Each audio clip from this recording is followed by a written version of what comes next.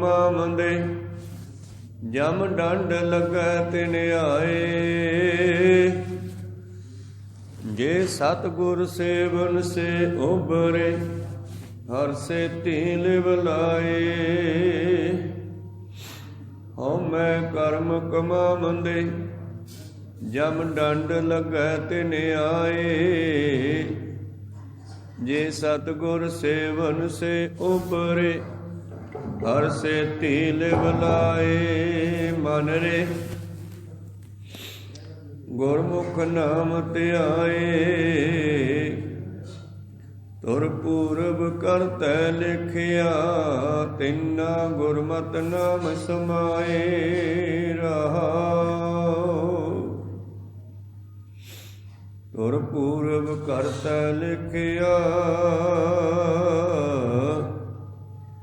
ਤਿੰਨਾ ਗੁਰਮਤਿ ਨਾਮ ਸਮਾਏ। ਰਹਾਉ।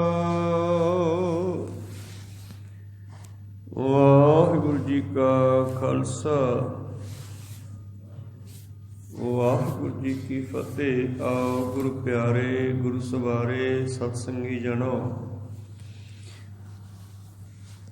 ਰੋਜ਼ਾਨਾ ਦੀ ਤਰ੍ਹਾਂ ਪਾਤਸ਼ਾਹ ਜੀ ਕੀ ਅਪਾਰ ਕਿਰਪਾ ਬਖਸ਼ਿਸ਼ ਦਾ ਸਦਕਾ ਅੰਮ੍ਰਿਤ ਵੇਲੇ ਤੋਂ ਲੈ ਕਰਕੇ ਹੀ ਪਾਤਸ਼ਾਹ ਜੀ ਦੇ ਚਰਨਾਂ ਕਮਲਾਂ ਵਿਖੇ ਹਾਜ਼ਰੀਆਂ ਲਵਾ ਰਹੇ ਹੋ।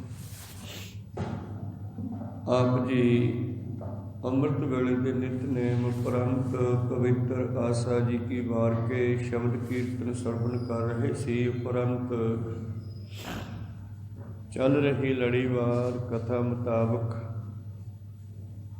ਸ਼ਬਦ ਦਾ ਪਾਠ ਸਰਵਣ ਕੀਤਾ ਜੀ। ਆਓ ਮਨੋਬਿਰਤੀਆਂ ਗੁਰੂ ਚਰਨਾਂ ਨਾਲ ਜੋੜਦੇ ਹੋਏ ਗੁਰੂ ਚਰਨਾਂ ਵਿਖੇ ਲਵਾਈਏ ਹਾਜ਼ਰੀਆਂ। ਗੁਰੂ ਕਾ ਬਖਸ਼ਿਆ ਫਤਿਹ ਦਾ ਨਾਰਾ ਕਰੋ ਬੁਲੰਦ। ਗੱਜ ਕੇ ਆਖੋ ਜੀ ਵਾਹਿਗੁਰੂ ਜੀ ਕਾ ਖਾਲਸਾ ਵਾਹਿਗੁਰੂ ਜੀ ਕੀ ਫਤਿਹ। ਸਤਿਨਾਮ ਸ੍ਰੀ ਵਾਹਿਗੁਰੂ ਸਾਹਿਬ ਜੀਓ।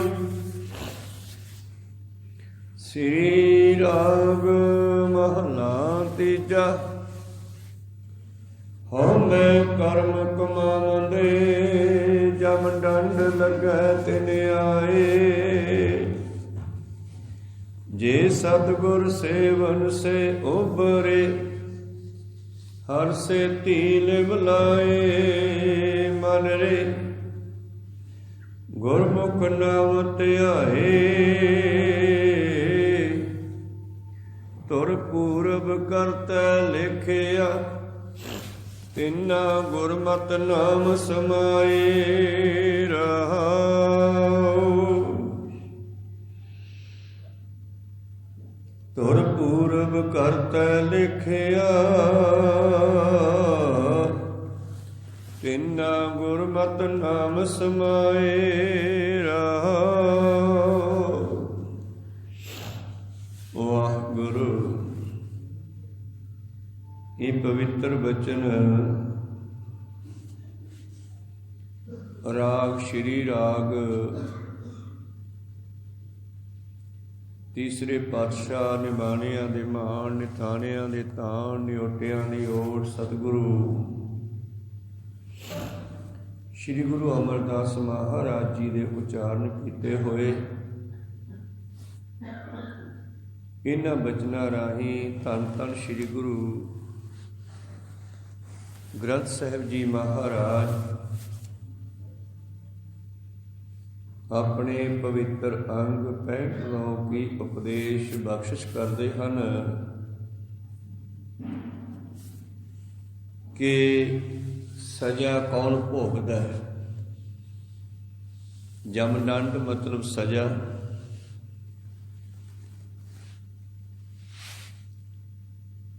ਜਮਦੰਡ ਜਮਾਂ ਦੀ ਸਜ਼ਾ, ਲੋਕ ਦੰਡ ਦੁਨੀਆਵੀ ਸਜ਼ਾ ਦਿੰਦੀ ਹੈ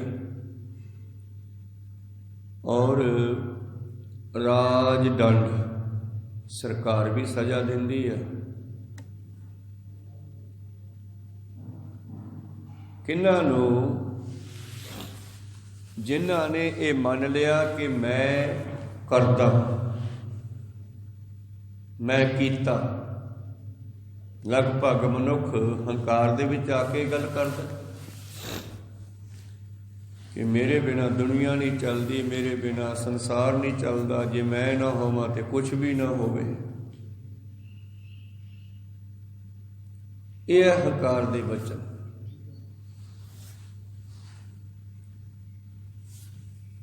ਤੇ ਜਦੋਂ ਮਨੁੱਖ ਕੋਈ ਵੀ ਕੰਮ ਕਰਦਾ ਹੈ, ਚੰਗਾ ਜਾਂ ਮਾੜਾ, ਜਦੋਂ ਉਹਦੇ ਵਿੱਚ ਆਪਣੇ ਆਪ ਨੂੰ ਮੰਨ ਲੈਂਦਾ ਹੈ ਕਿ ਮੈਂ ਕਰਦਾ, ਉਦੋਂ ਸਜ਼ਾ ਭੋਗਦਾ ਹੈ। ਸੰਸਾਰੀ ਤੌਰ ਤੇ ਵੀ ਜਦੋਂ ਕਿਸੇ ਦੀ ਗਲਤੀ ਨੂੰ, ਕਿਸੇ ਦੇ ਦੋਸ਼ ਨੂੰ ਜਿੰਨਾ ਚਿਰ ਸਰਕਾਰ ਇਹ ਸਬੂਤਾਂ ਰਾਹੀਂ ਪੱਕਾ ਨਾ ਜਾਣ ਲਵੇ, ਉਹਨਾਂ ਚਿਰ ਸਜ਼ਾ ਨਹੀਂ ਦਿੰਦੀ। ਤੇ ਜਦੋਂ ਸਬੂਤ ਬਣ ਜਾਂਦੇ ਆ ਜਾਂ ਮਨੁੱਖ ਦਾ ਆਪਣੇ ਮੂੰਹ 'ਚੋਂ ਹੀ ਨਿਕਲ ਜਾਂਦਾ ਕਿ ਹਾਂ ਮੈਂ ਕੀਤਾ ਹੈ, ਤੇ ਫਿਰ ਉਹਦੀ ਸਜ਼ਾ ਸ਼ੁਰੂ ਹੋ ਜਾਂਦੀ ਹੈ।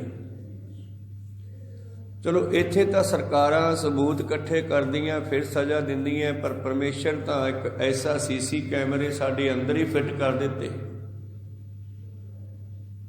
ਜਿਹਨੂੰ ਅਸੀਂ ਧਰਮ ਦੀ ਬੋਲੀ ਵਿੱਚ ਚਿੱਤਰਗੁਪਤ ਕਹਿ ਦਿੰਦੇ ਹਾਂ। ਉਹ ਚਿੱਤਰਗੁਪਤ ਹਰੇਕ ਮਨੁੱਖ ਦੇ ਨਾਲ ਹੀ ਇਹਦੀ ਆਤਮਾ ਵਿੱਚ ਫਿੱਟ ਕਰ ਦਿੱਤਾ। ਮਨੁੱਖ ਜੋ ਵੀ ਕਰਦਾ ਇਹਦੇ ਅੰਦਰ ਫੀਡ ਹੋ ਰਿਹਾ ਹੈ। ਤੇ ਪਰਮੇਸ਼ਰ ਕੋਲ ਜਾ ਕੇ ਕੋਈ ਸਬੂਤਾਂ ਦੀ ਲੋੜ ਨਹੀਂ ਪੈਣੀ, ਇਹਦੇ ਅੰਦਰੋਂ ਹੀ ਫਿਲਮ ਕੱਢ ਕੇ ਚਲਾ ਦੇਣੀ ਹੈ ਵੀ ਆਹ ਦੇਖ ਕੀ ਕਰਕੇ ਆਏ, ਤੇ ਇਹਨੂੰ ਮੰਨਣਾ ਪੈਣਾ। ਔਰ ਸਜ਼ਾ ਆਰੰਭ ਹੋ ਜਾਂਦੀ ਆ। ਬਸ ਜਦੋਂ ਮਨੁੱਖ ਕਹਿੰਦਾ ਮੈਂ ਕਰਦਾ, ਮੈਂ ਕੀਤਾ ਹੰਕਾਰ ਦੇ ਨਾਲ, ਉਦੋਂ ਹੀ ਇਹ ਦੁੱਖ ਭੋਗਦਾ। ਸੰਸਾਰੀ ਤੌਰ ਤੇ ਵੀ ਮਨੁੱਖ ਕਹਿੰਦਾ ਮੈਂ ਬੱਚੇ ਪਾਲਦਾ, ਮੈਂ ਕਰਦਾ, ਇਹ ਕਰਦਾ। ਜਿਵੇਂ ਉਦਾਹਰਨ ਦੇ ਤੌਰ ਤੇ ਬੀਬੀ ਰਜਨੀ ਪੱਟੀ ਸ਼ਹਿਰ ਦਾ ਰਹਿਣ ਵਾਲਾ ਚੌਧਰੀ ਬੜਾ ਅਮੀਰ ਹੈ, ਔਰ ਅਮੀਰੀ ਦਾ ਬੜਾ ਇਹਨੂੰ ਹੰਕਾਰ ਵੀ ਹੈ। ਪਰ ਜਦੋਂ ਇਸ ਨੇ ਇੱਕ ਪਰਮੇਸ਼ਰ ਦੀ ਪਿਆਰੀ ਭਗਤਣੀ ਆਪਣੀ ਹੀ ਬੱਚੀ ਤੇ ਕਹਿਰ ਕੀਤਾ, ਕਿਉਂਕਿ ਇਤਨਾ ਹੰਕਾਰ ਸੀ, ਮੈਂ ਕਮਾਇਆ, ਮੈਂ ਕਮਾਉਣਾ। ਔਰ ਇਹਦੀਆਂ ਅਣਜਾਣ 6 ਪੁੱਤਰੀਆਂ ਕਹਿੰਦੀਆਂ ਬਾਪੂ ਹੀ ਕਮਾ ਕੇ ਦਿੰਦਾ, ਬਾਪੂ ਹੀ ਸਾਨੂੰ ਪਾਲਦਾ। ਪਰ ਉਹ ਇੱਕ ਬੀਬੀ 7ਵੀਂ ਲੜਕੀ ਬੀਬੀ ਰਜਨੀ, ਜਿਸ ਨੂੰ ਸਤਸੰਗ ਪ੍ਰਾਪਤ ਹੋਈ ਕਿਤੇ, ਸ਼ਾਇਦ ਉਹ ਨਾਨਕਿਆਂ ਦੇ ਘਰ ਰਹੀ ਬਚਪਨ ਵਿੱਚ, ਉੱਥੋਂ ਉਹਨੂੰ ਸਤਸੰਗ ਪ੍ਰਾਪਤ ਹੋਈ। ਮਤਲਬ ਗੁਰੂ ਦੀ ਕਿਰਪਾ ਹੋਈ ਤੇ ਉਹਨੂੰ ਸੋਝੀ ਆਈ ਵੀ ਪਾਲਣ ਵਾਲਾ ਪਰਮੇਸ਼ਰ ਹੈ। ਤੇ ਉਹਨਾਂ ਭੈਣਾਂ ਦੀ ਆਪਸ ਵਿੱਚ ਜਦਾਈ ਹੋਈ। ਉਹ ਕਹਿੰਦੀਆਂ ਬਾਪੂ ਪਾਲਦਾ ਤੇ ਉਹ ਕਹਿੰਦੀ ਪਰਮੇਸ਼ਰ ਪਾਲਦਾ। ਤੇ ਜਦ ਇਹ ਇਹਨਾਂ ਦੀ ਲੜਾਈ ਪਿਓ ਕੋਲੇ ਪਹੁੰਚੀ ਤੇ ਪਿਓ ਵੀ ਗਾ ਹੰਕਾਰੀ ਨਿਕਲਿਆ। ਜੇ ਪਰਮੇਸ਼ਰ ਸਾਨੂੰ ਤੰਦਰੁਸਤੀ ਦੇਵੇ ਤਾਂ ਹੀ ਦਿਹਾੜੀ ਕਰਾਂਗੇ, ਤਾਂ ਹੀ 4 ਪੈਸੇ ਆਉਣਗੇ। ਜੇ ਤੰਦਰੁਸਤੀ ਖਤਮ ਹੋ ਜਾਵੇ ਤੇ ਫਿਰ ਕਿੱਥੋਂ ਕਮਾਈ ਕਰਾਂਗੇ? ਘਰ ਵਾਲੇ ਵੀ ਲੱਗ ਜਾਣਗੇ ਜਿਹੜੇ ਘਰੇ ਪਏ ਆ। ਤੇ ਇਸ ਕਰਕੇ ਇਹ ਪਰਮੇਸ਼ਰ ਦੀ ਕਿਰਪਾ ਤੋਂ ਬਗੈਰ ਕੁਛ ਨਹੀਂ ਹੁੰਦਾ। ਗੁਰਮੁਖਾਂ ਨੇ ਜਦੋਂ ਵੀ ਕਿਸੇ ਕਾਰਜ ਤੇ ਬਚਨ ਕਰਨਾ ਹੈ ਤੇ ਕਹਿਣਗੇ ਗੁਰੂ ਦੀ ਕਿਰਪਾ, ਪਰਮੇਸ਼ਰ ਦੀ ਕਿਰਪਾ ਨਾਲ ਹੋ ਗਿਆ ਬਈ, ਮਹਾਰਾਜ ਦੀ ਕਿਰਪਾ ਹੈ। ਪਰ ਮਨਮੁਖ ਜਦ ਕਰੇਗਾ ਗੱਲ ਤੇ ਉਹ ਕਹੇਗਾ ਮੈਂ ਕਰਦਾ। ਤੇ ਇਹੀ ਪੱਟੀ ਦਾ ਚੌਧਰੀ ਦੁਨੀ ਚੰਦ ਜਿਹੜਾ ਹੈ ਕਹਿਣ ਲੱਗਿਆ ਇਹ ਕਿਵੇਂ ਹੋ ਸਕਦਾ ਹੈ? ਉਸ 7ਵੀਂ ਲੜਕੀ ਨੂੰ, ਰਜਨੀ ਨੂੰ ਕਹਿੰਦਾ ਹੈ ਕਿ ਮੈਂ ਇੰਨੀ ਮਿਹਨਤ ਕਰਦਾ, ਮੈਂ ਭੱਜ ਦੌੜ ਕਰਦਾ, ਆ ਮੈਂ ਕਮਾਈ ਕੀਤੀ ਆ, ਦੇਖਦਾ ਤੈਨੂੰ ਕਿਵੇਂ ਜਿਹੜੇ ਰੱਬ ਦੀ ਗੱਲ ਕਰਦੀ ਆ ਪਾਲਦਾ। ਤੇ ਉਸ ਨੇ ਹੰਕਾਰ ਵਿੱਚ ਆ ਕੇ ਹੀ ਆਪਣੀ ਬੱਚੀ ਨੂੰ ਜਾਣ ਬੁੱਝ ਕੇ ਇੱਕ ਕੋਹੜੀ ਦੇ ਨਾਲ ਵਿਆਹ ਦਿੱਤਾ। ਉਹਨੂੰ ਖਰਚਾ ਵੀ ਨਹੀਂ ਦਿੱਤਾ, ਔਰ ਇੱਕ ਟੋਕਰੀ ਦੇ ਵਿੱਚ ਪਾ ਕਰਕੇ ਜਾਂ ਰੇਹੜੀ ਦੇ ਵਿੱਚ ਜਿਸੇ ਤਰ੍ਹਾਂ ਵੀ ਉਹ ਚੱਲਦਾ ਸੀ, ਕੋਹੜੀ ਲਿਆ ਕਰਕੇ ਉਹਦੇ ਨਾਲ ਉਹ ਤੋੜ ਦਿੱਤੀ। ਭਾਵੇਂ ਕਿ ਮਗਰੋਂ ਉਹਨਾਂ ਬੱਚੀਆਂ ਨੂੰ ਵੀ ਪਛਤਾਵਾ ਹੋਇਆ, ਮਾਂ ਵੀ ਬੜਾ ਰੋਈ, ਪਰ ਇਸ ਨੇ ਕਿਸੇ ਦੀ ਇੱਕ ਨਾ ਸੁਣੀ। ਹੰਕਾਰੀ ਬੰਦਾ ਬੋਲਾ ਹੋ ਜਾਂਦਾ ਹੈ, ਅੰਨਾ ਵੀ ਹੋ ਜਾਂਦਾ ਹੈ, ਨਾ ਉਹਨੂੰ ਕਿਸੇ ਦਾ ਦੁੱਖ ਦਿਸਦਾ ਹੈ ਔਰ ਨਾ ਹੀ ਉਹਨੂੰ ਕਿਸੇ ਦੀਆਂ ਚੀਕਾਂ ਸੁਣਾਈ ਦਿੰਦੀਆਂ। ਪਰ ਜਦੋਂ ਰੱਬ ਦਾ ਡੰਡਾ ਚੱਲਦਾ ਨਾ, ਫਿਰ ਖੜਕਾ ਤਾਂ ਘੱਟ ਕਰਦਾ, ਪੀੜ ਬਹੁਤ ਕਰਦਾ ਹੈ, ਦਰਦ ਬਹੁਤ ਹੁੰਦਾ। ਫਿਰ ਜਦੋਂ ਪਰਮੇਸ਼ਰ ਦਾ ਡੰਡਾ ਚੱਲਦਾ ਇਹੋ ਜਿਹੇ ਹੰਕਾਰੀਆਂ ਤੇ ਐਸਾ ਹੀ ਉਸ ਪੱਟੀ ਦੇ ਚੌਧਰੀ ਨਾਲ ਵੀ ਹੋਇਆ। ਪਰਮੇਸ਼ਰ ਨੇ ਕਿਰਪਾ ਕੀਤੀ, ਆਪਣਾ ਤਜਰਬਾ ਦਿਖਾਇਆ। ਉਹ ਬੀਬੀ ਰਜਨੀ ਤਾਂ ਆਪਣੇ ਜੱਟ ਦੇ ਵਿੱਚ ਧਰਮ ਨੂੰ ਪਾਲਦੀ ਹੋਈ, ਪਿਤਾ ਦੇ ਦਿੱਤੇ ਪਤੀ ਦੇ ਨਾਲ ਜੀਵਨ ਬਤੀਤ ਕਰਦੀ ਹੋਈ, ਮੰਗ ਕੇ ਪ੍ਰਸ਼ਾਦਾ ਛਕਦੀ ਛਕਾਉਂਦੀ ਅੰਮ੍ਰਿਤਸਰ ਦੇ ਇਲਾਕੇ 'ਚ ਪਹੁੰਚ ਜਾਂਦੀ ਆ, ਜਿੱਥੇ ਪਰਮੇਸ਼ਰ ਨੇ ਕਿਰਪਾ ਕੀਤੀ। ਜੋ ਸ੍ਰੀ ਹਰਿਮੰਦਰ ਸਾਹਿਬ ਵਾਲਾ ਸਰੋਵਰ ਹੈ, ਇਸ ਦੀ ਪਟਾਈ ਥੋੜ੍ਹੀ ਹੋ ਗਈ ਸੀ, ਰਾਮਦਾਸ ਪਾਤਸ਼ਾਹ ਜੀ ਨੇ ਕਰਵਾਈ ਸੀ। ਫਿਰ ਵਾਪਸ ਆ ਗਏ, ਦੁਬਾਰਾ ਜਲਦੀ ਜਾਣ ਦਾ ਸਮਾਂ ਨਾ ਲੱਗਿਆ ਤੇ ਉਹ ਜਗ੍ਹਾ ਦੇ ਉੱਤੇ ਇੱਕ ਟੋਹਾ ਜਿਹਾ ਬਣ ਗਿਆ ਤੇ ਉਹਦੇ ਵਿੱਚ ਪਾਣੀ ਇਕੱਠਾ ਹੋ ਗਿਆ ਮੀਂਹਾਂ ਦਾ।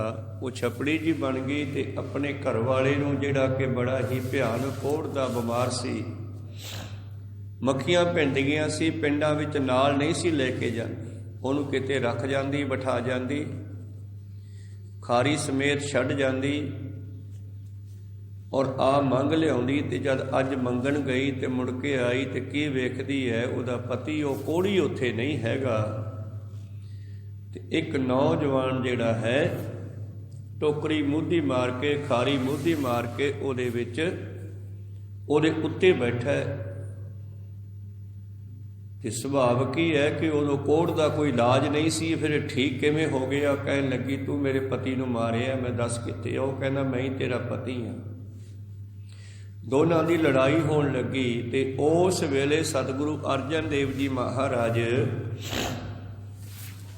ਇੱਥੇ ਪਹੁੰਚ ਕੇ ਸੇਵਾ ਕਰਵਾ ਰਹੇ ਸੀ ਔਰ ਸੇਵਾ ਕਰਵਾਉਂਦਿਆਂ ਹੋਇਆਂ ਉਹਨਾਂ ਨੇ ਇੱਕ ਥਾਂ ਤੇ ਸਰੋਵਰ ਪੱਟਣਾ ਸ਼ੁਰੂ ਕੀਤਾ ਸੀ ਗੁਰੂ ਅਮਰਦਾਸ ਜੀ ਦੇ ਹੁਕਮ ਨਾਲ। ਅਮਰਦਾਸ ਜੀ ਨੇ ਚੌਥੇ ਪਾਤਸ਼ਾਹ ਨੂੰ ਕਿਹਾ ਸੀ, ਪੁੱਤਰਾ ਉੱਥੇ ਇੱਕ ਅਮਰ ਦਾ ਕੁੰਡ ਹੈ, ਉਹ ਲੱਭੋ। ਪੁਰਾਤਨ ਸਥਾਨ ਹੈ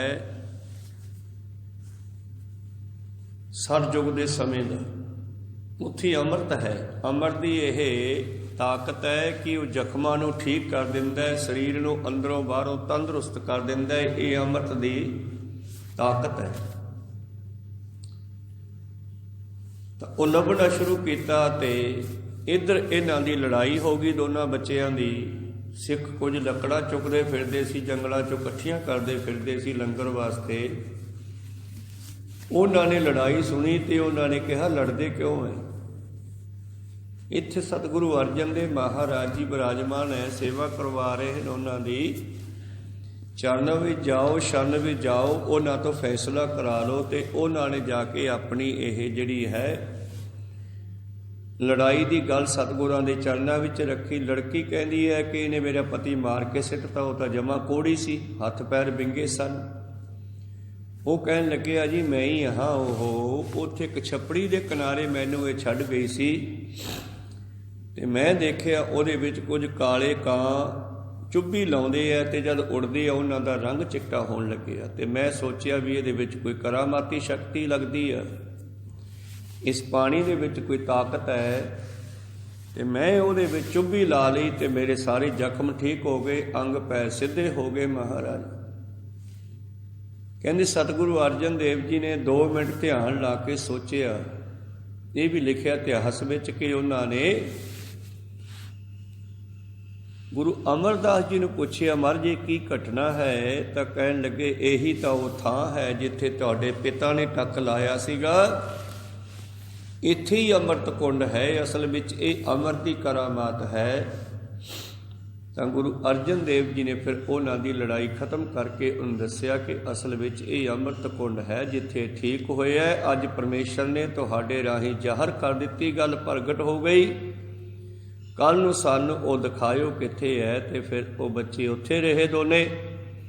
ਦੂਜੇ ਦਿਨ ਪਾਤਸ਼ਾਹ ਉਹਨਾਂ ਦੇ ਨਾਲ ਉਹ ਛਪੜੀ 'ਤੇ ਆਏ ਤੇ ਫਿਰ ਉਸ ਜਗ੍ਹਾ ਦੇ ਉਸ ਜਲ ਨੂੰ ਸਟੋਰ ਕਰਕੇ ਉਹ ਜਗ੍ਹਾ ਦੀ ਸਫਾਈ ਕਰਕੇ ਫਿਰ ਉੱਥੇ ਸਰੋਵਰ ਤਿਆਰ ਕਰਾਇਆ ਜਿੱਥੇ ਹੁਣ ਸ੍ਰੀ ਹਰਿਮੰਦਰ ਸਾਹਿਬ ਸੁਭਾਇਮਾਨ ਹੈ। ਤੋ ਕਹਿਣ ਤੋਂ ਭਾਵ ਹੈ ਕਿ ਉਸ ਹੰਕਾਰੀ ਬੰਦੇ ਦਾ ਫਿਰ ਕੀ ਹਾਲ ਹੋਇਆ ਇਹ ਵੀ ਦੇਖੀਏ। ਇੱਧਰ ਰਜਨੀ ਤਾਂ ਤੰਦਰੁਸਤ ਹੋ ਗਈ, ਸਭ ਕੁਝ ਹੋ ਗਿਆ, ਉਸ ਦਾ ਪਤੀ ਵੀ ਠੀਕ ਹੋ ਗਿਆ। ਸਤਿਗੁਰਾਂ ਨੇ ਉਹਨਾਂ ਨੂੰ ਉੱਥੇ ਘਰ ਵੀ ਪਾ ਦਿੱਤਾ, ਉੱਥੇ ਹੀ ਰਹਿਣ ਲੱਗੇ ਤੇ ਉੱਥੇ ਹੀ ਇਹ ਦੋਨੇ ਦੁਕਾਨਦਾਰੀ ਕਹਿੰਦੇ ਕਰਨ ਲੱਗੇ। ਤੇ ਇੱਧਰ ਸਮਾਂ ਪਾ ਕੇ ਜਿਹੜਾ ਖੱਤਰੀ ਸੀ ਦੁਨੀ ਚੰਦ, ਉਸ ਦਾ ਬਾਪ ਪੱਟੀ ਦਾ ਚੌਧਰੀ, ਇਹ ਸਮਾਂ ਆਉਣ ਤੇ ਕੰਗਾਲ ਹੋ ਗਿਆ। ਇਹਦੇ ਘਰ ਵਿੱਚ ਕੰਗਾਲੀ ਆ ਗਈ, ਗਰੀਬੀ ਇੰਨੀ ਆ ਗਈ ਕਿ ਇਸ ਦਾ ਸਭ ਕੁਝ ਖਤਮ ਹੋ ਗਿਆ। ਜਿਹੜਾ ਬੜਾ ਹੰਕਾਰ ਕਰਦਾ ਸੀ, ਹੁਣ ਇਸ ਨੂੰ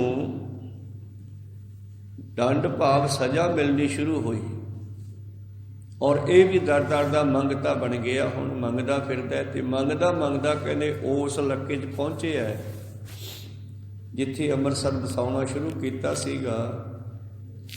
ਗਲੀ 'ਚੋਂ ਲੰਘਦਾ ਜਾ ਰਿਹਾ, ਫਟੇ ਪੁਰਾਣੇ ਕੱਪੜੇ ਆ, ਹੱਥ ਵਿੱਚ ਸੋਟੀ ਫੜੀ ਆ ਔਰ ਤੁਰਿਆ ਜਾ ਰਿਹਾ। ਤੇ ਬੀਬੀ ਰਜਨੀ ਜੋ ਆਪਣੀ ਦੁਕਾਨ 'ਤੇ ਬੈਠੀ ਸੀ, ਉਸ ਦੀ ਨਿਗਾਹ ਪਈ। ਉਹਨੇ ਗੌਰ ਨਾਲ ਦੇਖਿਆ ਵੀ ਇਹ ਤਾਂ ਮੇਰਾ ਬਾਪੂ ਲੱਗਦਾ। ਫਿਰ ਵੀ ਰਜਨੀ ਨੇ ਕਹਿੰਦੇ ਉਸ ਨੂੰ ਆਵਾਜ਼ ਮਾਰੀ, ਪੁੱਛਿਆ ਤਾਂ ਉਹਨੂੰ ਵੀ ਪਛਾਣ ਆ ਗਈ, ਇਹ ਤਾਂ ਰਜਨੀ ਹੈ। ਰਜਨੀ ਤੂੰ ਇੱਥੇ? ਕਹਿਣ ਲੱਗੀ ਬਾਪੂ ਦੇਖ ਲਾ, ਉਸ ਪਰਮੇਸ਼ਰ ਨੇ ਕਿਰਪਾ ਕੀਤੀ, ਇਹ ਮੇਰਾ ਪਤੀ ਉਹੀ ਕੋਹੜੀ ਹੈ ਜਿਹੜਾ 9 ਵਰ 9 ਹੋ ਗਿਆ।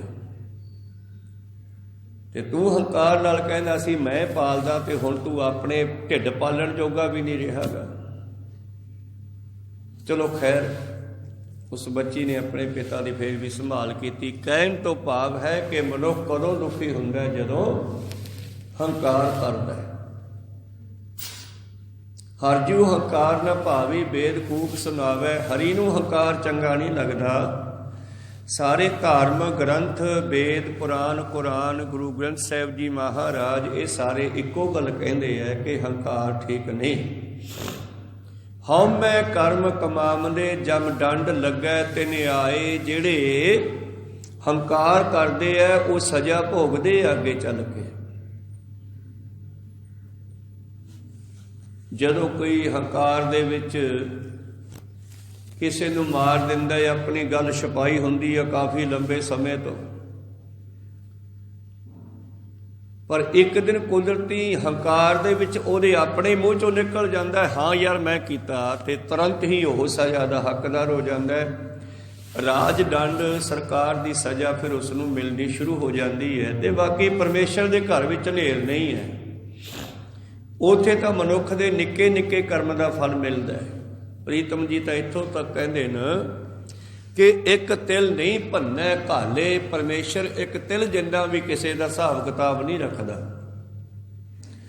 ਜੇ ਤੁਸੀਂ ਸੰਸਾਰ ਦੀ ਸੇਵਾ ਕੀਤੀ ਹੈ ਉਹਦਾ ਫਲ ਵੀ ਤੁਹਾਨੂੰ ਮਿਲੇਗਾ, ਜੇ ਸੰਸਾਰ ਨੂੰ ਦੁੱਖ ਦਿੱਤਾ ਹੈ ਉਹਦਾ ਫਲ ਵੀ ਮਿਲੇਗਾ। ਇਹ ਠੀਕ ਹੈ, ਕੁਝ ਸਮੇਂ ਦੇ ਲਈ ਉਹ ਬਚ ਜਾਂਦਾ ਹੈ, ਪਰ ਸਮਾਂ ਆਉਣ 'ਤੇ ਉਸ ਨੂੰ ਸਜ਼ਾ ਜ਼ਰੂਰ ਮਿਲਦੀ ਹੈ।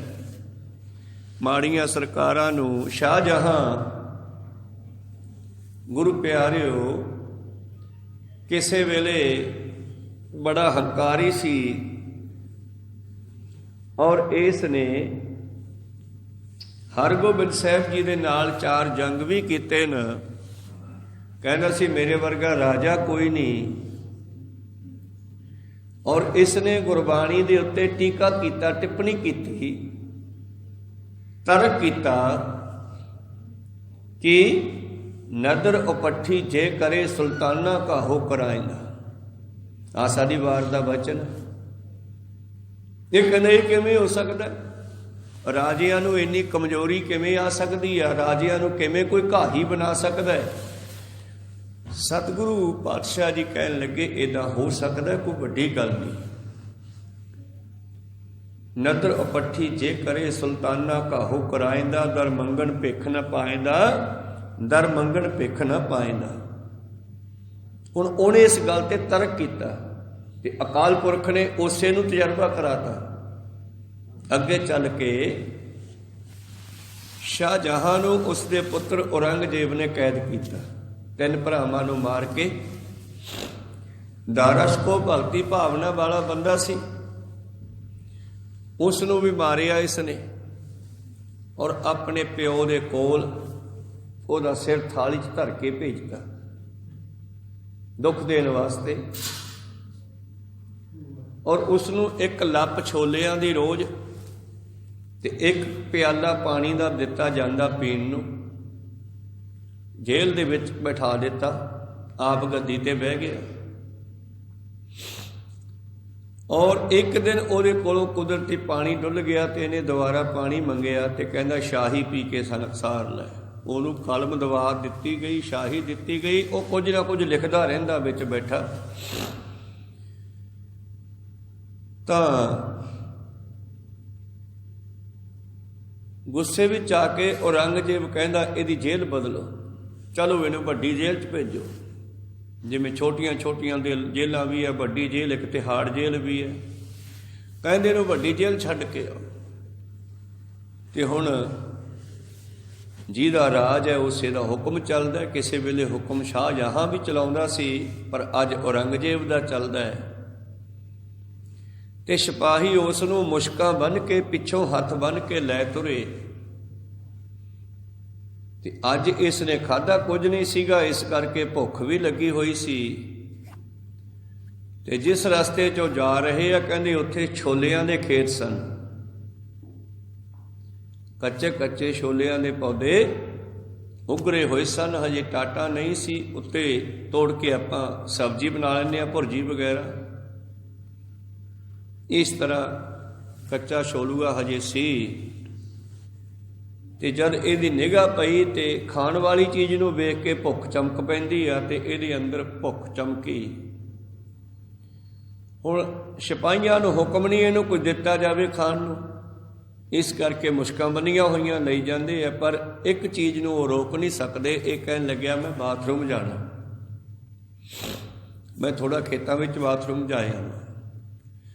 ਔਰ ਇਸ ਨੂੰ ਉਸੇ ਤਰ੍ਹਾਂ ਹੱਥ ਬੰਨੇ ਬਣਾਏ ਛੱਡ ਦਿੱਤਾ, ਕਹਿੰਦੇ ਜਾ ਜਾਇਆ। ਕਹਿਣ ਲੱਗੇ ਜਦੋਂ ਇਹ ਬਾਥਰੂਮ ਦੇ ਬਹਾਨੇ ਜਾ ਕੇ ਖੇਤ ਵਿੱਚ ਥੋੜ੍ਹੀ 100 ਕਦਮ 'ਤੇ ਬੈਠਾ ਨਾ, ਤੇ ਗੁਰੂ ਪਿਆਰੋ ਹੱਥ ਤਾਂ ਕਹਿੰਦੇ ਇਹਦੇ ਬੰਨੇ ਹੋਏ ਸੀ। ਇਸ ਨੇ ਮੂੰਹ ਨਾਲ ਤੋੜ ਕੇ ਉਹ ਛੋਲਿਆਂ ਦੀ ਭੁਰਜੀ ਖਾਧੀ, ਪਸ਼ੂ ਵਾਂਗੂ। ਜਿਵੇਂ ਪਸ਼ੂ ਮੁੱਛਦਾ ਨਾ ਪੌਦਿਆਂ ਨੂੰ, ਇੱਦਾਂ ਇਸ ਨੇ ਉਹ ਛੋਲਿਆਂ ਦੇ ਪੌਦਿਆਂ ਨੂੰ ਉੱਤੋਂ ਮੁੱਛ ਕੇ ਮੂੰਹ ਨਾਲ ਖਾਣਾ ਕੀਤਾ। ਤੇ ਨਾਲੇ ਅੱਜ ਜਲ ਯਾਦ ਆਈ ਬਈ ਜੇ ਰੱਬ ਦੀ ਨਜ਼ਰ ਉਲਟੀ ਹੋ ਜਾਵੇ, ਨਦਰ ਉਪੱਠੀ ਜੇ ਕਰੇ ਸੁਲਤਾਨਾ ਘਾਹੋ ਕਰਾਇੰਦਾ। ਘਾਹੋ ਦਾ ਮਤਲਬ ਹੈ ਇੰਨਾ ਕਮਜ਼ੋਰੀ, ਜਿਵੇਂ ਘਾਹ ਦਾ ਤੀਲਾ ਸਿੱਧਾ ਨਹੀਂ ਖੜ ਸਕਦਾ, ਉਹ ਥੱਲੇ ਮੁੜ ਜਾਂਦਾ, ਡਿੱਗ ਜਾਂਦਾ। ਕਮਜ਼ੋਰੀ ਇੰਨੀ ਕਮਜ਼ੋਰੀ ਦੇ ਸਕਦਾ ਪਰਮੇਸ਼ਰ ਉਹਨਾਂ ਹੰਕਾਰੀ ਲੋਕਾਂ ਨੂੰ ਜਿਹੜੇ ਕਹਿੰਦੇ ਸਾਡੇ ਬਿਨਾਂ ਦੁਨੀਆ ਨਹੀਂ ਚੱਲਦੀ। ਅੱਜ ਵੀ ਦੀਆਂ ਸਰਕਾਰਾਂ ਵੀ ਇੱਦਾਂ ਦਾ ਹੰਕਾਰ ਧਾਰ ਕੇ ਬੈਠੀਆਂ। ਦੇਖ ਰਿਹਾ ਪਰਮੇਸ਼ਰ ਸਮਾਂ ਆਉਣ 'ਤੇ ਜਦੋਂ ਸਜ਼ਾ ਦਿੰਦਾ, ਫਿਰ ਬੰਦੇ ਨੂੰ ਪਤਾ ਲੱਗਦਾ ਕਿ ਮੈਂ ਗਲਤੀ ਕੀਤੀ। ਹਉਮੈ ਕਰਮ ਕਮਾਮ ਦੇ ਜਮ ਡੰਡ ਲੱਗਾ ਤੇ ਨਿਆਏ। ਫਿਰ ਉਹ ਸ਼ਾਹਜਹਾਂ ਆਪ ਜੀ ਨੂੰ ਪਤਾ ਹੀ ਹੈ ਕਿ ਔਰੰਗਜ਼ੇਬ ਐਸਾ ਤਵਸਵੀ ਰਾਜਾ ਹੋਇਆ ਹੈ, ਔਰ ਉਸਨੇ ਆਪਣੇ ਬਾਪ ਨੂੰ ਵੀ ਨਹੀਂ ਬਖਸ਼ਿਆ। ਪ੍ਰੀਤਮ ਜੀ ਕਹਿੰਦੇ ਫਿਰ ਬਚਦਾ ਕੌਣ ਹੈ? ਜੇ ਸਤਿਗੁਰ ਸੇਵਨ ਸੇ ਉਬਰੇ, ਹਰ ਸੇ ਧੀਲ ਵਲਾਏ। ਸੰਸਾਰ ਦੇ ਵਿੱਚ ਜੀਵਨ ਬਤੀਤ ਕਰਨਾ ਹੈ, ਕੁਛ ਕਰਨਾ ਵੀ ਚਾਹੀਦਾ। ਜਬ ਲਗ ਦੁਨੀਆ ਰਹੀ ਹੈ, ਨਾਨਕ ਕਿਛ ਸੁਣੀਆ ਕਿਛ ਕਹੀ ਹੈ। ਕੁਝ ਨਾ ਕੁਝ ਕਿਰਤ ਵੀ ਕਰਨੀ ਚਾਹੀਦੀ ਆ। ਪਰ ਸਤਿਗੁਰੂ ਪਾਤਸ਼ਾਹ ਜੀ ਕਹਿੰਦੇ ਇੱਦਾਂ, ਸਤਿਗੁਰ ਦੇ ਨਾਲ ਵੀ ਜੁੜੇ ਰਹੋ, ਕਿਰਤ ਵੀ ਕਰਦੇ ਰਹੋ, ਦੁਨੀਆ ਦੇ ਭਲੇ ਦੇ ਕੰਮ ਵੀ ਕਰਦੇ ਰਹੋ, ਪਰ ਉਹਦਾ ਸਿਹਰਾ ਹਮੇਸ਼ਾ ਪਰਮੇਸ਼ਰ ਨੂੰ ਦਿਓ ਕਿ ਉਹਦੀ ਕਿਰਪਾ ਨਾਲ ਹੋਇਆ। ਜਿਵੇਂ ਸਤਿਗੁਰਾਂ ਨੇ ਇੱਕ ਬੜਾ ਸੋਹਣਾ ਨਾਅਰਾ ਬਣਾ ਦਿੱਤਾ ਸਾਡੇ ਵਾਸਤੇ, ਜਦੋਂ ਅਸੀਂ ਆਪਸ ਵਿੱਚ ਮਿਲਦੇ ਹਾਂ ਤੇ ਅਸੀਂ ਕਹਿੰਦੇ ਹਾਂ ਵਾਹਿਗੁਰੂ ਜੀ ਕਾ ਖਾਲਸਾ ਵਾਹਿਗੁਰੂ ਜੀ ਕੀ ਫਤਿਹ। ਇਹ ਖਾਲਸਾ ਵਾਹਿਗੁਰੂ ਦਾ ਹੈ, ਖਾਲਸਾ ਅਕਾਲ ਪੁਰਖ ਕੀ ਫੌਜ। ਤੇ ਜੋ ਇਸ ਨੇ ਪ੍ਰਾਪਤੀ ਕੀਤੀ ਹੈ, ਜਿੱਤ ਪ੍ਰਾਪਤ ਕੀਤੀ ਹੈ, ਫਤਿਹ ਪ੍ਰਾਪਤ ਕੀਤੀ ਹੈ, ਕੋਈ ਵੱਡਾ ਕਾਰਜ ਇਸ ਨੇ ਕੀਤਾ ਹੈ ਤਾਂ ਉਹ ਵੀ ਪਰਮੇਸ਼ਰ ਨੇ ਕਰਵਾਇਆ, ਉਹਦੇ ਅੰਦਰ ਹੈ। ਤੇ ਜਦੋਂ ਅਸੀਂ ਹਰ ਚੀਜ਼ ਦਾ ਸਿਹਰਾ ਚੰਗੇ ਮਾੜੇ ਦਾ ਉਸ ਪਰਮੇਸ਼ਰ ਨੂੰ ਦਿੰਦੇ ਰਹਾਂਗੇ ਕਿ ਤੇਰੇ ਹੁਕਮ ਤੋਂ ਬਗੈਰ ਪੱਤਾ ਨਹੀਂ ਹਿੱਲਦਾ, ਫਿਰ ਅਸੀਂ ਸਜ਼ਾ ਦੇ ਹੱਕਦਾਰ ਕਿਉਂ ਬਣਾਂਗੇ। ਜਿਸ ਤਰ੍ਹਾਂ ਇੱਕ ਉਦਾਹਰਨ ਯਾਦ ਆਈ, ਧੰਨ ਗੁਰੂ ਗੋਬਿੰਦ ਸਿੰਘ ਜੀ ਦੀ ਹਜ਼ੂਰੀ ਵਿੱਚ ਇੱਕ ਸਿੱਖ ਰਹਿੰਦਾ ਹੈ, ਇਤਿਹਾਸ ਵਿੱਚ ਉਹਦਾ ਨਾਮ ਜੱਗਾ ਸਿੰਘ ਕਰਕੇ ਆਇਆ। ਬੜੀ ਸੇਵਾ ਕਰਦਾ ਹੈ, ਘੋੜਿਆਂ ਦੀ ਸੇਵਾ ਕਰਦਾ ਹੈ, ਗੁਰੂ ਜੀ ਦੀ ਵੀ ਬੜੀ ਸੇਵਾ ਕਰਦਾ ਹੈ, ਬੜਾ ਭੋਲਾ ਭਾਲਾ ਅਨੰਨ ਪਿਆਰਾ ਸਿੱਖ ਹੈ। ਤੇ ਜਦੋਂ ਗੁਰੂ ਸਾਹਿਬ ਸੁਬਾਹ ਰਾਉਂਡ ਲਾਉਂਦੇ ਆ ਆਨੰਦਪੁਰ ਸਾਹਿਬ ਵਿਖੇ ਤੇ ਉਹਨੂੰ ਜਾ ਕੇ ਬੜਾ ਪਿਆਰ ਕਰਦੇ ਆ, ਗਲਵੱਕੜੀ 'ਚ ਲੈ ਲੈਂਦੇ ਆ। ਜਦੋਂ ਕੋਈ ਗੱਲ ਕਰਦੇ ਆ ਜੱਗਾ ਸਿੰਘ ਨੂੰ ਬੁਲਾਓ, ਤਾਂ ਗੁਰੂ ਪਿਆਰਿਓ ਕੁਝ ਈਰਖਾਲੂ ਲੋਕਾਂ ਨੂੰ ਈਰਖਾ ਹੋ ਗਈ ਵੀ ਯਾਰ ਗੁਰੂ ਸਾਹਿਬ ਇਹਨੂੰ ਬੜਾ ਪਿਆਰ ਕਰਦੇ ਆ, ਸਾਨੂੰ ਬੁਲਾਉਂਦੇ ਹੀ ਨਹੀਂ ਗਏ, ਇਹਨੂੰ ਭਜਾਈਏ ਇੱਥੋਂ ਪਹਿਲਾਂ, ਫਿਰ ਆਪਣੇ ਕੰਨੀ ਧਿਆਨ ਕਰਨਗੇ। ਤੇ ਉਹਨਾਂ ਈਰਖਾਲੂ ਲੋਕਾਂ ਨੇ ਕਹਿੰਦੇ ਜੱਗਾ ਸਿੰਘ ਨੂੰ ਕੁੱਟ ਦਿੱਤਾ, ਉਹਦੇ ਚੋਟਾਂ ਲਾਈਆਂ, ਸੱਟਾਂ ਮਾਰੀਆਂ, ਪੱਟੀਆਂ ਬੰਨੀਆਂ ਹੋਈਆਂ। ਅੱਜ ਉਹ ਸਭਾ 'ਚ ਆਇਆ ਨਹੀਂ। ਪਾਤਸ਼ਾਹ ਨੇ ਗੱਲ ਕਰਦੇ ਕਰਦੇ ਫਿਰ ਦੇਖਿਆ, ਕਹਿੰਦੇ ਜੱਗਾ ਸਿੰਘ ਕਿੱਥੇ ਆ? ਕਹਿੰਦੇ ਜੀ ਉਹ ਨਹੀਂ ਆਇਆ। ਕਿਉਂ? ਮਹਾਰਾਜ ਉਹਦੇ ਸੱਟਾਂ ਮਾਰੀਆਂ, ਕੱਲ ਕਿਸੇ ਨੇ ਕੁੱਟਤਾ ਉਸ ਨੂੰ। ਅੱਛਾ, ਜਾਓ ਬੁਲਾ ਕੇ ਲਿਆਓ। ਕਹਿੰਦੇ ਬੁਲਾਇਆ। ਕੀ ਹੋ ਗਿਆ ਭਾਈ ਜੱਗਿਆ? ਕਹਿੰਦਾ ਜੀ ਕੁਛ ਨਹੀਂ ਹੋਇਆ। ਨਹੀਂ ਦੱਸਦਾ ਸਹੀ ਕੀ ਹੋਇਆ, ਤੈਨੂੰ ਮਾਰਿਆ ਕੀ ਨੇ? ਮੈਂ ਪੁੱਛਾਂ ਉਸ ਨੂੰ। ਕਹਿੰਦੇ ਜੀ ਕਿਸੇ ਨੇ ਨਹੀਂ ਮਾਰਿਆ। ਕਹਿੰਦੇ ਫਿਰ ਵੀ ਦੱਸਦਾ ਸਹੀ, ਮੈਂ ਹੁਣੇ ਬੁਲਾਉਣਾ ਉਹਨਾਂ ਨੂੰ। ਕਹਿੰਦਾ ਜੀ ਤੁਸੀਂ ਮਾਰਿਆ, ਹੋਰ ਕਿਹਨੇ ਮਾਰਿਆ? ਕਹੋ ਸਤਨਾਮ ਸਿੰਘ। ਮੈਂ ਮਾਰਿਆ? ਜਿਨ੍ਹਾਂ ਨੇ ਤੈਨੂੰ ਮਾਰਿਆ ਉਹਨਾਂ ਵਿੱਚ ਮੈਂ ਸੀਗਾ?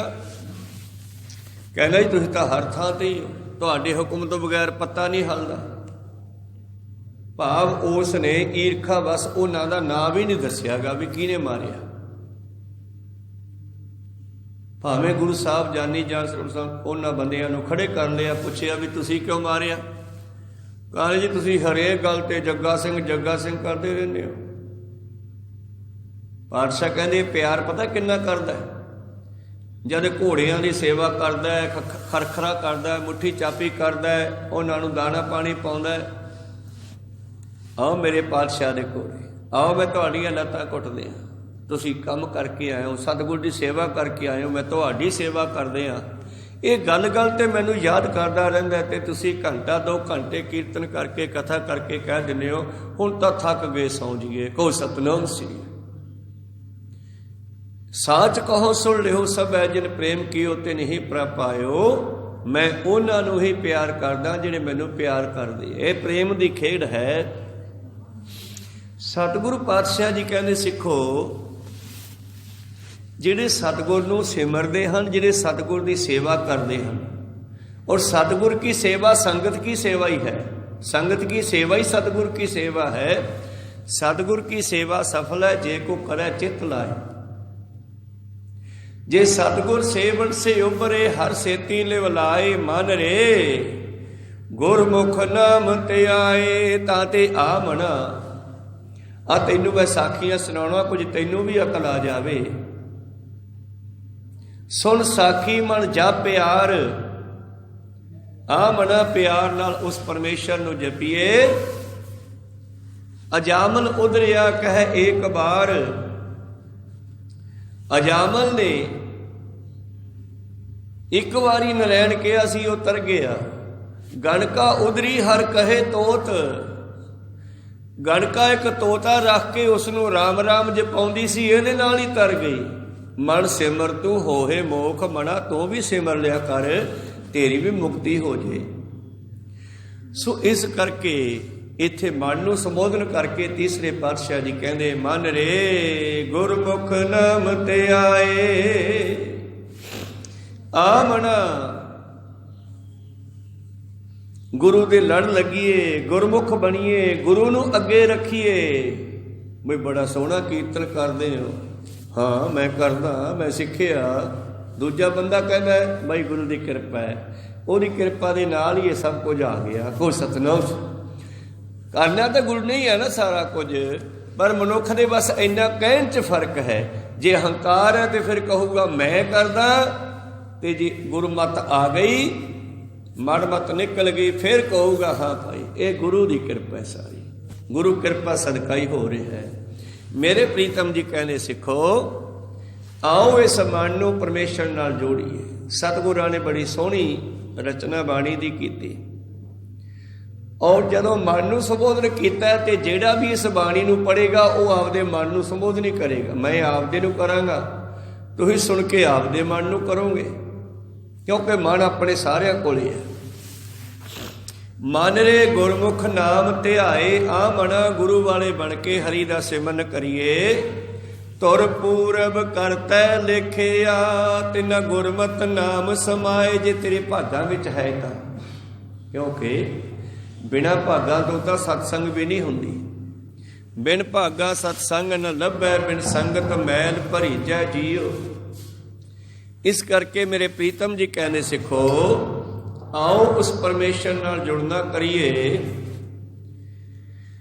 ਜੇ ਤੁਹਾਡੇ ਭਾਗਾਂ ਵਿੱਚ ਲਿਖਿਆ ਹੈ ਤਾਂ ਸਤਸੰਗ ਵਿੱਚ ਬੈਠਣਾ। ਦਰਬਾਰ ਸਾਹਿਬ ਤਾਂ ਬਹੁਤ ਖੁੱਲ੍ਹਾ ਹੈ, ਪਰ 4 ਕੁ ਜੀ ਬੈਠੇ ਆਪਾਂ, ਇਹ ਭਾਗਾਂ ਤੋਂ ਬਗੈਰ ਇੱਥੇ ਕੌਣ ਬੈਠ ਸਕਦਾ ਹੈ? ਤਾਂ ਬੜਾ ਖੁੱਲ੍ਹਾ ਹੈ, ਪਰ ਇੱਥੇ ਆ ਕੇ ਬੈਠਦੇ ਆ ਵੱਡੇ ਭਾਗਾਂ ਵਾਲੇ। ਗੁਰੂ ਪਾਤਸ਼ਾਹ ਜੀ ਕਹਿੰਦੇ, ਜਿਨ੍ਹਾਂ ਦੇ ਧੁਰੋਂ ਹੀ ਭਾਗਾਂ ਦੇ ਵਿੱਚ ਲਿਖਿਆ, ਜਿਨ੍ਹਾਂ ਧੁਰੋਂ ਹੀ ਮੱਥੇ ਦੇ ਵਿੱਚ ਲਿਖਿਆ, ਤਿਨਾਂ ਨੂੰ ਦਾਤਾ ਆਣ ਮਿਲਿਆ, ਉਹਨਾਂ ਨੂੰ ਗੁਰੂ ਲੱਭ ਲੈਂਦਾ।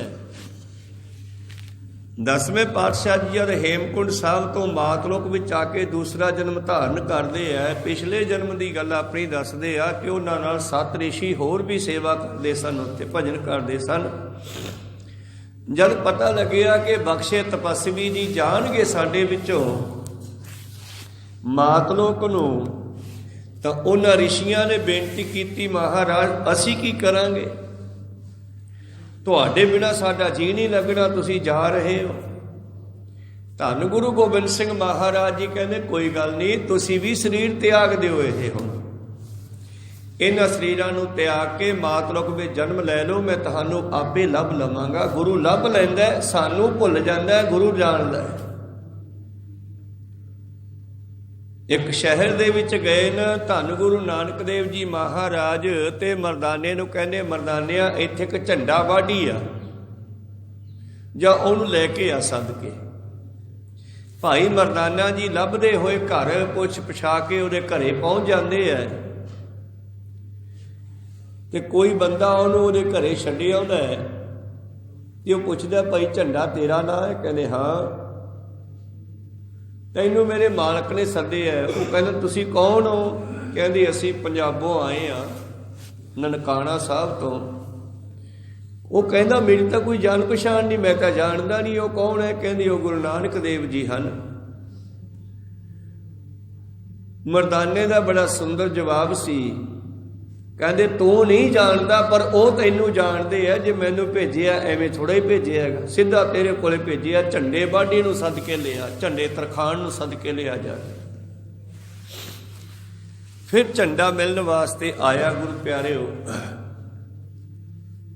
ਝੰਡੇ ਨੇ ਪਹਿਲਾਂ ਭੋਜਨ ਲਿਆ ਕੇ ਰੱਖਿਆ ਸਾਹਮਣੇ। ਪਾਤਸ਼ਾਹ ਕਹਿੰਦੇ, ਭੋਜਨ ਕੌਣ ਲੈ ਕੇ ਆਇਆ? ਫਿਰ ਉਹੀ ਗੱਲ ਕਰਾਂ ਮੈਂ, ਹੰਕਾਰ ਦੀ ਤੇ ਨਿਰਹੰਕਾਰ ਦੀ। ਹੁਣ ਬਾਬੇ ਨਾਨਕ ਨੇ ਪਹਿਲਾਂ ਹੀ ਬਚਨ ਕੀਤਾ, ਝੰਡਿਆ ਇਹ ਭੋਜਨ ਕੌਣ ਲੈ ਕੇ ਆਇਆ? ਕਹਿੰਦੇ, ਜੀ ਪਰਮੇਸ਼ਰ ਨੇ ਭੇਜਿਆ ਹੈ ਤੇ ਮੈਂ ਚੱਕ ਲਿਆਇਆ। ਕੋ ਸਤਨਾਮ ਸ੍ਰੀ। ਐ ਨਹੀਂ ਕਿਹਾ ਮੈਂ ਲੈ ਕੇ ਆਇਆ, ਐ ਨਹੀਂ ਕਿਹਾ ਕਿ ਮੈਂ ਲੈ ਕੇ ਆਇਆ ਜੀ ਘਰੋਂ ਬਣਾ ਕੇ ਜਾਂ ਫਲ ਫਰੂਟ ਤੋੜ ਕੇ। ਉਹ ਕਹਿੰਦਾ, ਜੀ ਪਰਮੇਸ਼ਰ ਨੇ ਭੇਜਿਆ ਸੀਗਾ ਤੇ ਮੈਂ ਚੱਕ ਲਿਆ, ਤੁਸੀਂ ਛਕ ਲਓ। ਕਹਿੰਦੇ, ਛਕ ਤਾਂ ਲਵਾਂਗੇ, ਕੋਈ ਰੱਬ ਰੱਬ ਕਰਦਾ ਕਿ ਨਹੀਂ ਕਰਦਾ? कहते जी रब नूं पाउण दी इच्छा तो है। अच्छा फिर मिलिया नहीं? कहते जी हजे तो मिलिया नहीं गा। जे तुसी मिला दिओ तो वड्डी गल है। पातशाह कहते फिर किहदी संगत करदा हुंदा? कहना जी बस असी दो जने हाँ, एक साडे राजे दा मामा है और एक मैं हाँ, असी दोने। कहते जा उन्होंने भी सद के लिया, फिर तेरे दोस्त नूं तेरे मित्र नूं भी बुला के लिया, फिर तुहाडे दोनों नाल गल करांगे। फिर उन्होंने ज्ञान दिता। हुण इत्थे भी वो गल आ गई ना, परमेश्वर ने दिता सब कुछ, परमेश्वर नहीं है। एक बंदे की मत ही इहो जी हुंदी है जदों कहना मैं कीता। सतगुर पातशाह कहने आज तेरे भागां विच लिखिया है तां बैठ के गुरमत नूं ग्रहण करिए ते नाम जपके जपदे ओहदे विच समा जाइए। गुरमत नाम समाए रहाओ। रहाओ दियां जिहड़ियां पंक्तियां हुंदियां सारे शब्द दा मेन भाव इहदे विच हुंदा है। सारा शब्द इहदे दुआले ही उचारिया होया। रहाओ दी पंक्ति, रहाओ दा जिहड़ा शब्द है 3 अखरां दा रारा हाहे कन्ना ऊड़ी औंकड़। ये कहंदा रुको ठहरो, जिहड़ा पिछे पढ़िया पहला उन्होंने विचारो फिर अगे चले हो। को सतनाम सी, क्योंकि गल ही फिर बननी है। सारे शब्द लड़ीवार ही उचारण किए हुए मेरे प्रीतम ने। रहाओ बिन सतगुर परतीत न आवई नाम न लागो भाओ। हुण इत्थे सतगुर पातशाह जी कहते गुरु तो बगैर तेरी परमेश्वर दे नाल प्रीत नहीं बननी, प्रतीत नहीं बननी। क्योंकि प्रीति तां बनू जे प्रतीति हो। भरोसा, भरोसे तो बिना प्यार नहीं पैंदा। तुसीं संसारी तौर ते कोई भी चीज़ खरीदते हो, पहला तसल्ली करते हो। जब तुहानूं तसल्ली हो जाती है, भरोसा हो जाता, फिर तुहानूं वो चीज़ चंगी लगन लग जाती है, तुसीं वो लै लैंदे हो। संसारी तौर पर भी किसी दे नाल लैन देन असीं भरोसे करके करते हैं, प्यार पाउने आ भरोसे करके। ते बाणी दे नाते भी तुहाडी प्रतीत प्रीत तां बनूगी जे भरोसा होऊगा गुरु ते गुरु ही दसूगा इहदे गुण। बिन सतगुर प्रतीत न आवी,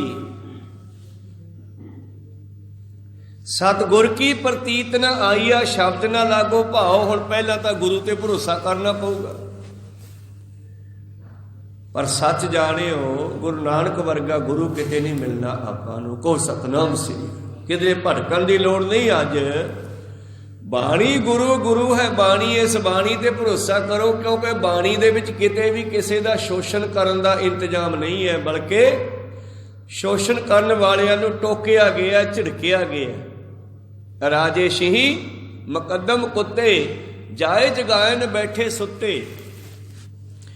इस बाणी ने गलत चलन वालियां नूं झिड़किया, प्यार करन वालियां नूं चरनी लाया, शरनी लाया, गलवकड़ी चलिया। इस करके सतगुर ते भरोसा करिए, गुरबाणी ते भरोसा करिए, गुरु नानक गुरु गोबिंद सिंह जी ते भरोसा करिए। इन्हां वर्गा गुरु सानू नहीं मिलना। अखां मीच के भरोसा करना गुरबाणी ते, क्योंकि ये सब ने प्रैक्टिकल कर करके लिखी है। 15 भगतां ने, 6 गुरुआं दी बाणी, 4 गुरमुखां दी, 11 भट्टां दी।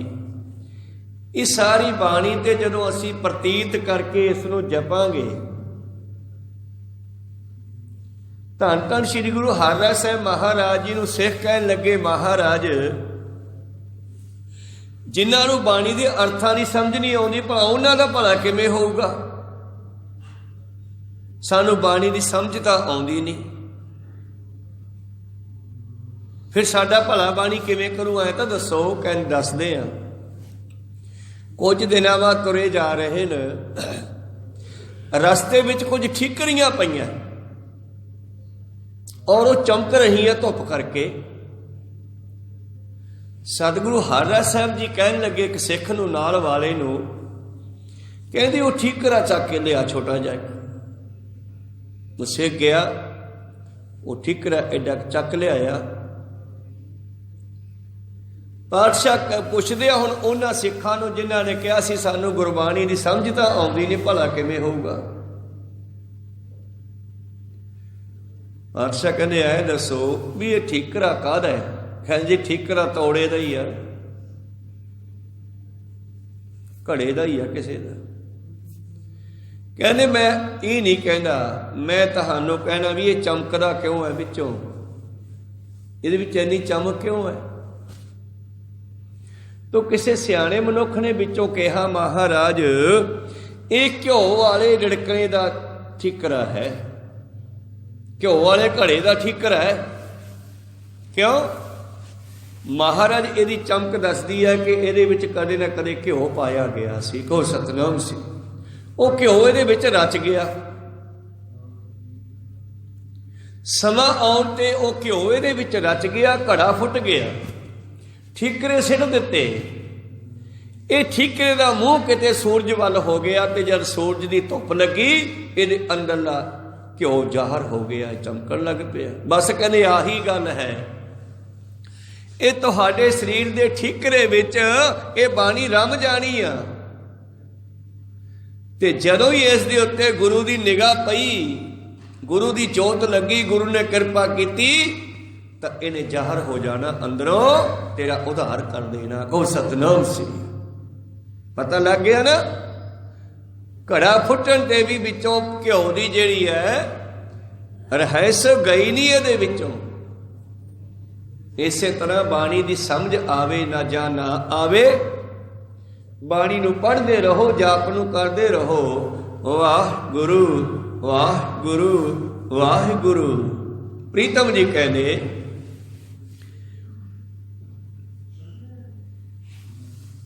ਬਿਨ ਸਤਿਗੁਰ ਪ੍ਰਤੀਤ ਨ ਆਵਈ, ਨਾਮ ਨ ਲਾਗੋ ਭਾਉ, ਸੁਪਨੇ ਸੁਖ ਨ ਆਵਈ, ਦੁੱਖ ਮੈਂ ਸਵੈ ਸਮਾਏ। ਜਿਹੜੇ ਗੁਰੂ ਤੇ ਭਰੋਸਾ ਨਹੀਂ ਕਰਦੇ ਉਹਨਾਂ ਨੂੰ ਸੁਪਨੇ ਵਿੱਚ ਵੀ ਸੁੱਖ ਨਹੀਂ ਮਿਲਣਾ।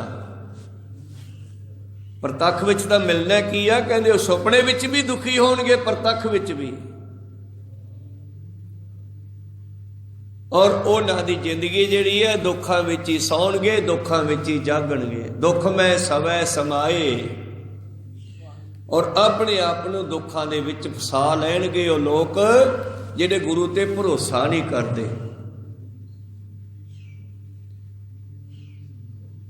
ਜਿਸ ਤਰ੍ਹਾਂ ਸਤਿਗੁਰੂ ਪਾਤਸ਼ਾਹ ਜੀ ਕਹਿੰਦੇ ਗੁਰੂ ਤੇ ਭਰੋਸਾ ਕਰਨ ਤੋਂ ਬਗੈਰ ਗੱਲ ਬਣਨੀ ਨਹੀਂ। ਜੇ ਹਰ ਹਰ ਕੀਚੈ ਬਹੁਤ ਲੋਚੀਐ, ਕੀਰਤਨ ਨ ਮੇਟਿਆ ਜਾਏ। ਪਾਤਸ਼ਾਹ ਕਹਿਣ ਲੱਗੇ ਪਰਮੇਸ਼ਰ ਦਾ ਸਿਮਰਨ ਕਰੋ, ਜੇ ਸਿਮਰਨ ਕਰਕੇ ਜੋ ਮੰਗੋਗੇ ਉਹ ਤੁਹਾਨੂੰ ਜ਼ਰੂਰ ਮਿਲੇਗਾ, ਕਿਉਂਕਿ ਸਤਿਗੁਰ ਕਿਸੇ ਦੀ ਕਿਰਤ ਰੱਖਦਾ ਨਹੀਂ। ਇੱਕ ਤਿਲ ਨਹੀਂ ਭੰਨੈ ਕਾਲੇ, ਇੱਕ ਤਿਲ ਜਿੰਨਾ ਵੀ ਕਿਸੇ ਦੀ ਕੀਤੀ ਹੋਈ ਕਿਰਤ ਦਾ ਫਲ ਸਤਿਗੁਰ ਦਿੰਦਾ ਹੈ, ਰੱਖਦਾ ਨਹੀਂ। ਹਰ ਕਾ ਭਾਣਾ ਭਗਤੀ ਮੰਨਿਆ, ਜੇ ਨਹੀਂ ਮਿਲਿਆ ਤੇ ਫਿਰ ਵੀ ਉਸ ਨੂੰ ਛੱਡਿਆ ਨਹੀਂ। ਜੇ ਗੁਰ ਝਿੜਕੇ ਤਾਂ ਮੀਠਾ ਲਾਗੇ, ਬਖਸ਼ੇ ਤਾਂ ਗੁਰ ਵਡਿਆਈ। ਜਿਨ੍ਹਾਂ ਨੇ ਫਿਰ ਵੀ ਗੁਰੂ ਦਾ ਪੱਲਾ ਨਹੀਂ ਛੱਡਿਆ।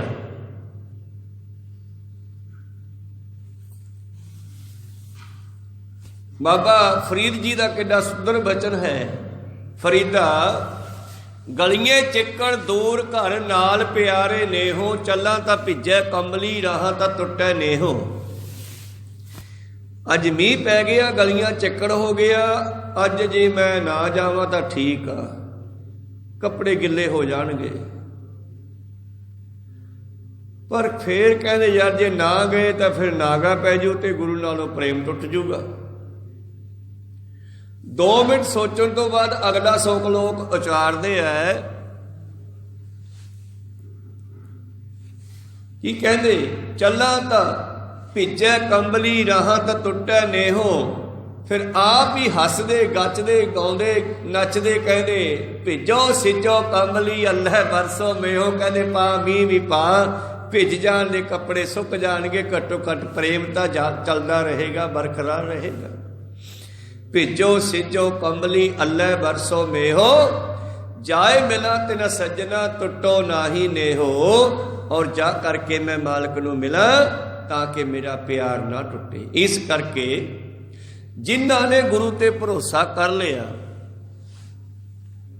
जिन्हां ने नहीं कीता, पहले ओहदी गल कीती, बिन सतगुर प्रतीत न आवी, नाम न लागो भाव। सतगुर की प्रतीत न आईया, शब्द न लागो भाव, उसनों सुख न उपजै, 100 गेड़ा आओ जाओ। सुपने सुख न पावी, दुख में सवै समाए। उन्हां नूं सुपने विच भी सुख नहीं मिलता, दुखां विच जिंदगी बतीत करदे आ। जे हर हर कीचै बहुत लोचीऐ, किरत न मेटिया जाए। जे कोई परमेश्वर का नाम जपदा होया, जो मंगदा है वो मिलता है।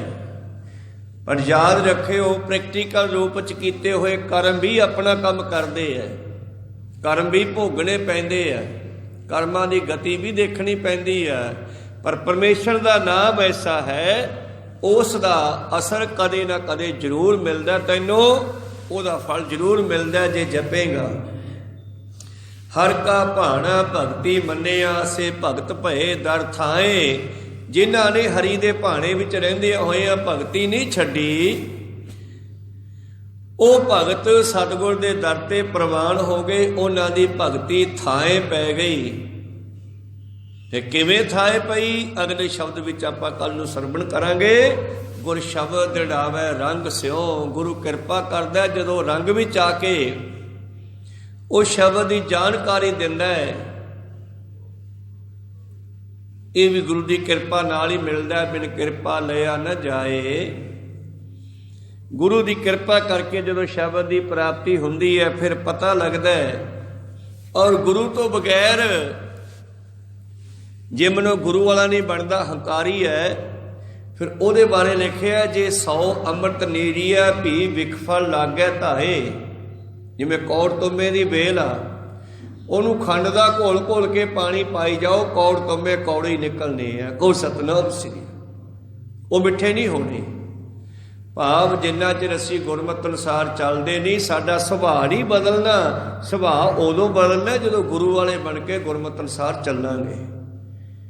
ਇਹ 4 ਪਦਿਆਂ ਦੀ ਵਿਚਾਰ ਆਪਾਂ ਸਾਂਝੀ ਕੀਤੀ।